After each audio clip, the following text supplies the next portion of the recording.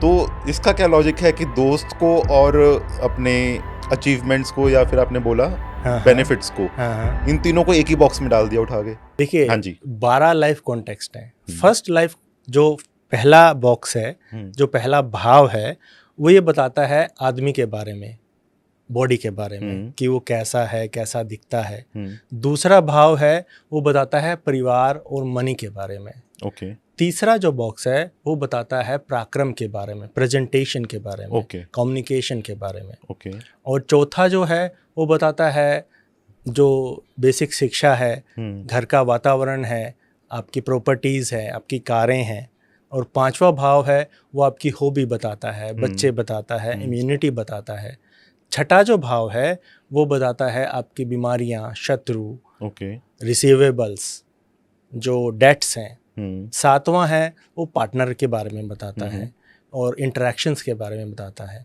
आठवां भाव है जो ट्रांसफॉर्मेशन, पेन, इनके बारे में बताता है। नवम भाव जो है हायर स्टडीज़ होती है, भाग्य उदय होता है, रूल एंड रेगुलेशंस होता है, उसके बारे में बताता है।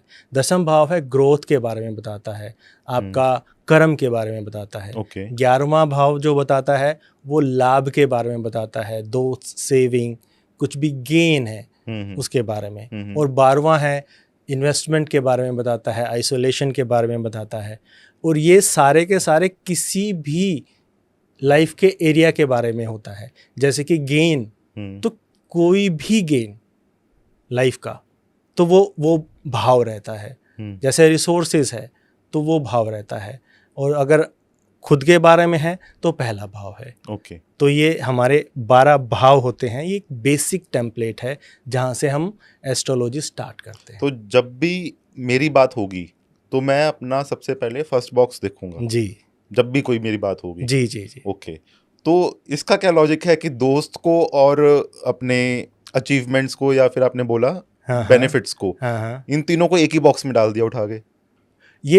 ये कैटेगराइजेशन किया गया है हमारे बुजुर्गों ने कि ये ऐसे ही है और हमको इनको ऐसे ही मानना है। तो ये फिक्स्ड है? हाँ, ये फिक्स्ड है। ओके।